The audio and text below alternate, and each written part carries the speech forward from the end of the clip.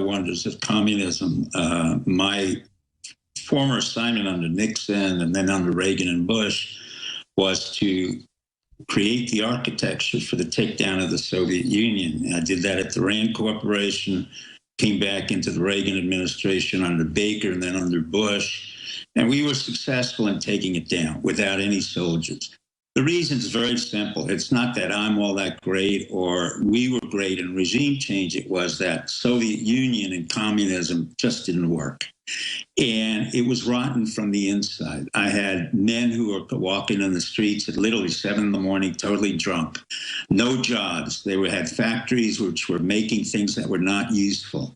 The army was not very effective. The intelligence service could be bought off, so forth and so on. So communism, the notion of the left and the ideology of the left is all fine and good, but in reality, it has no credibility. It has no viability. It has no legs to stand on. So when you're young, you want to protest and rebel. The Jacobean Revolution was under Robespierre, did effectively bring in Napoleon. The Russian Revolution effectively brought in Stalin. Now, what I'm about to say is going to be a little disconcerting to you and your listeners, but it's very important for me to say this right now. The revolution you had started, Alex, had nothing to do with communism, had to do with the voice of America and shifting us to the alternative right, or whatever narrative we want to use. New right. New right. The point I'm trying to make, and I wrote this several weeks ago, was the following. When Alex Jones gets compromised for whatever reason, I'm sorry you had to go to court. I saw that issue. Then I saw that Fox News was in trouble and Riley was compromised. Then I saw that Bannon was compromised. Now I see that Gork is compromised. So basically what we have now, Alex, is a counter-revolution, or basically what's happening in any revolution. It's what Hitler did in the Night of the Long Knives when he took care of his SA people and he exterminated them. That's right. First, they politically shut down your voice before they physically shut you down. And when you use the word compromised, I'm not backing down or giving up under this organized assault. That's why I state this to the audience and I say it to you. I wrote that and I still mean that you are the American icon. However, the orders came out. There's no question in my mind now. It came out of the White House because the Clintons could never do this. The left doesn't have that kind of intelligence. They don't have that kind of capability. But within the structure of McMaster, the National Security Council, and the fact that we're mobilizing both into North Korea, into Afghanistan, Iraq, and Syria, it became obvious to me that whatever orders came out of the Trump administration, whether it was Jared or it was McMaster, didn't matter to me. Basically, what it said is we're going to shut up the voices of the alternative right. No, I've got it. Trump doesn't want, or his people don't want the weapons lying around that brought him to power. Just like that's normally happens in a revolution. Whoever helps you get in, correct, you end up destroying. I don't think Trump's doing that himself, but it's very, very clear that this is being directed. Because, look, Trump didn't get rid of that office that Obama set up that was designed to go after the new right. And so basically it's just been taken on. And now we see this gutting taking place, or this attempt to. Well, the gutting, well, what I'm getting at is it's exactly right, Alex. You know this, I know. This is the history of all revolutions, whether it's the left or the right. Immediately, those we bring to power, whether they're generals or civilians in the senior ranks, they have never been in the forefront of any revolution. Our generals, who are 3, 4 stars or whatever, they sit back, they use the system. Then when they get in the position of power, they try to eliminate any of the voices of agitation propaganda. That comes out from you, that would have come out from Bannon, that would have come out from Gorka, that would have come out from any other people. From my point of view, this was part of the system, and I was waiting for it to happen. That's right, and let's be clear historically. It's because they don't want people who effectively led peaceful revolutions still around. In case they go sideways, they know we can remove them. So what do you think I should do about this? Well, number one, the reason I'm coming on the show, one is to show my support to you. As I said, you're both a friend and you're an American icon. Number two, I think you should consistently maintain the dialogue that we We, not Bannon, not Breitbart, not the Mercers, no one else, no other generals. There isn't one general who has the guts to come forth in a revolution. They're just not that way. They're socialized to be within their own system, almost a socialization system or socialism. They're specialized in their own little paradigm to control them. Correct. And the paradigm is a dangerous one because it demands a lot of money from us, the taxpayers, and at the same time, it's the expansion of, once again, Halliburton, KBR, they're all over Djibouti, they're all over Africa. So basically, they're in their own ivory tower, forbidden city, delusional, and they are scared of the power that brought them to power. Correct. I know for a fact that Trump wanted to continue to work with us, but the elites told him, no, you can't do that. Well, when's it going to end? They're always going to demand more from him, but they never compromise. Well, that's correct, Alex. It has to now depend on the character of Trump. If, in fact, he's a man of his word, a man of his conviction, not mercurial, not suddenly waving around and bringing in the people he does not know, or bringing in Jared Kushner with the Steinmetz family and the Israelis and the Goldman Sachs boys, none of whom have been tutored in anything to do with national security, foreign policy.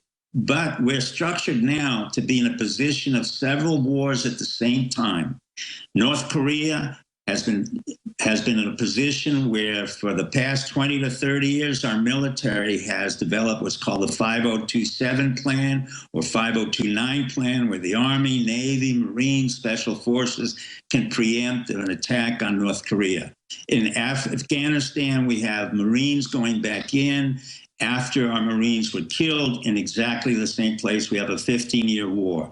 We have Marines that were stationed, Special Forces, in Syria with artillery and with howitzers and soldiers. In effect, what we have is a military out of control, once again, which has never performed effectively. Never. Not since the Korean War, not since the Vietnam. Sure, but let me just stop you there. Let's look at the waterfront. I even told my lawyer 3 weeks ago, I said, I've looked at this attack, and I said, I guarantee you the people in the Trump administration that are forming this deep state coup to capture the president, which they've almost completed at many levels, they see us as a threat. And I said, this is being directed by people inside the White House. I said, these attacks are too concerted, too coordinated.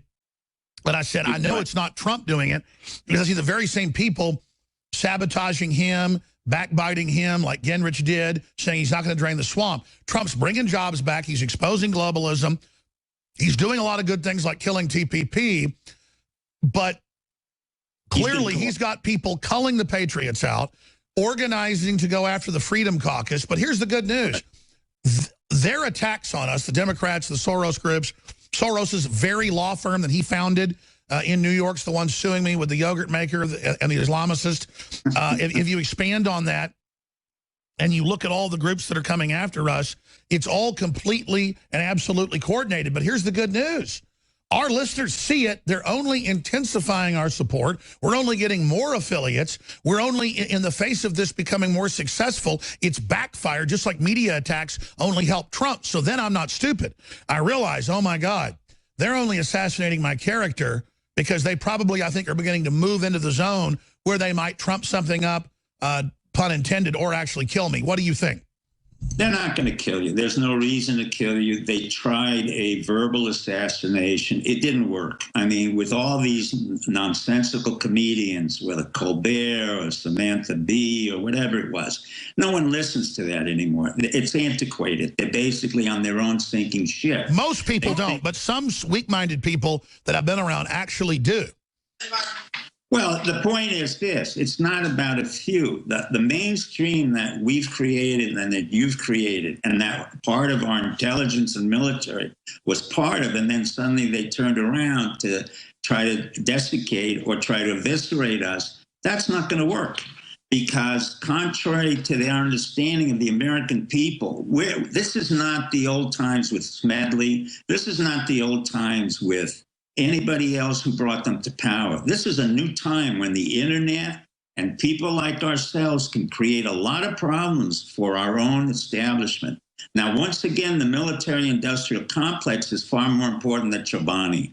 You know, the Turkish man who wants to sue you for yogurt, let him do that. It's a waste of time and money. Your character is strong enough and you're smart enough and you're witty enough. Almost reminds me of this guy, Bill Hicks, but of course you're not he. So your brilliance is so sharp that it's a knife in itself. You continue to be what you are. But I want to tell you that there was no question in my mind that this was a concerted effort by the White House to tame down or eviscerate the very people who were brought to power. Sure. Well, just to be nice, I'm not that smart. I'm following the blueprint of Americana. But let's pull back from this. What do you expect him to do next? What do you see the next move being? Well, what they're going to do next is try to expose any vulnerabilities that you may have again, or I may have, or any one of a number of people who are not following the trend or are not, succumbing to the military-industrial complex. You're talking about KBR in Djibouti having an incredible presence when we have no national security interests in Sudan, Somalia, or any of the African countries. And by the way, I've had a lot of special forces people that just got back tell me, in fact, some senior ones, the exact same thing, that it's a disaster, that we're wrecking it, that we're looting it, and so they're very upset. But separately, let me just give people some good news. I don't want to give sources out, obviously, but let's just say this. I know Mike Cernovich's sources. The government knows his sources, so it's not a secret to them. But it's obviously who's been retweeting him and saying he's a great guy and retweeting our stuff. There are people very close to the president who are for real.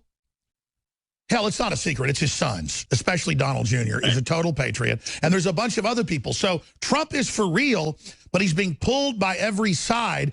And there are folks inside the White House threatening nuclear option to release information if they continue this. But there is an attempt to have a soft coup against the president. What do we do about that? Well, and we go back once again. This revolution was started with a coup and then a counter coup. And right now they have a soft coup where they've taken over. And now I think Eric Jr. has to come into the forefront. I've repeatedly said that Jared has to leave. There's no question he's involved in corruption with the Chinese. There's no question he's involved in corruption with the Israeli family, the Steinmetz, who were already indicted for diamond smuggling and illegal activities. I'm saying this to the Attorney General, Jeff Sessions. He knows very well that this family, the Kushner family and the Steinmetzes, are totally corrupt. We cannot have that in the White House.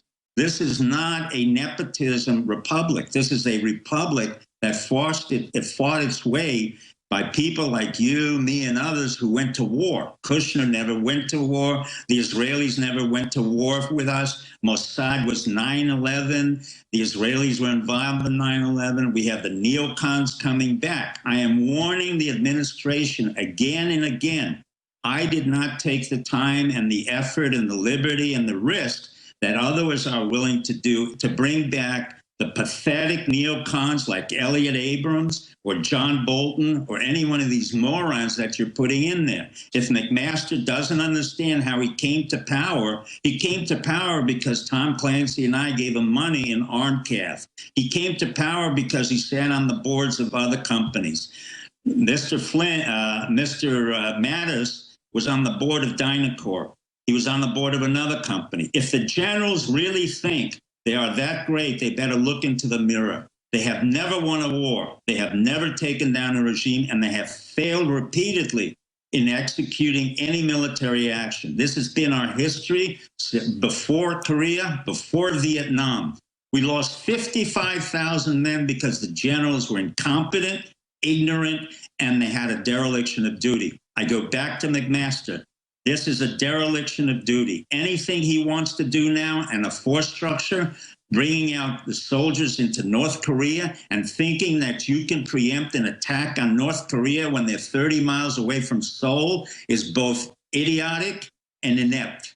At the same time, continuing a war for 15 years in Afghanistan, where thousands of our Marines were killed in Helmand Province, and then putting more Marines in is nothing more than a barbaric stupidity. At the same time, putting in artillery and howitzers into Syria when you have no idea who the Alawites are, you have no idea how many Christians that the Bashar family's protecting, millions of them, and you're going to do a regime change because you have some moron named Pompeo who's heading head of the CIA because he was #1 at West Point, but had never been in intelligence, never been overseas, really never understood anything except... Doc, we're almost out of time. The key here is he's got to get rid of Ivanka and he's got to get rid of Jared Kushner. If he wants to bring his family in, let him bring in Eric and Donald Jr. That's fine. They represented what we talked about.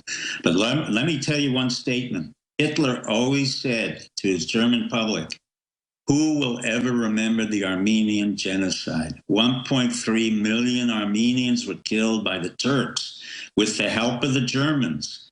And nobody ever remembered the Armenian genocide when the Jews were then rounded up, the Catholics were rounded up, the Protestants were rounded up, the Lutherans. Most people don't remember that the evisceration of Catholicism and Lutheranism started in the 1930s under Hitler. He could never have gotten to power if all the Lutheran priests had been there, or ministers, or even the Protestants. He put them all in Dachau.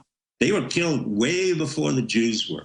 So I'm not saying we're in that situation. I am saying that America, stay alert, be prepared. The revolution's not over. Success is not given. You have to always earn that right to be an American. Our generals have not really understood that very well. They thought just by going into a battle and wearing a lot of fruit salad, that meant something to people like me and others who didn't need the uniform, who didn't need the fruit salad, who didn't need the pension, because we wanted to go out and fail and make ourselves a success in the American system, in the American democracy, and not sit on the board of directors of Northrop Grumman or L3 or SAIC. So it's time for us to continue and start breaking down the military-industrial complex and telling our generals, enough is enough. We're not sending our boys and girls and others to war so that they can be killed for your profits. That's right, and it's part of the Nuremberg trials that Hitler, in 1939, when he started going into Poland, Czechoslovakia, and other areas starting World War II, he said, who would remember the Armenian genocide? And the Armenian genocide was used as the model in 1943 when Hitler started to fail. He said, just kill all the slave labor, Jews, you name it. They said, look. Poles were killed, Catholics were killed. This was not just Jewish. And he said, we got away with the Armenian genocide, so they're not going to care here. And that is a perfect example of what we're dealing with. So, again, when you said Trump's not perfect, obviously, do you think they've got him blackmailed? I don't know whether they got it. I don't rationalize a man who's in power. He has to explain to me and to the American public what he's going to do, how he's going to accomplish it, and not become mercurial.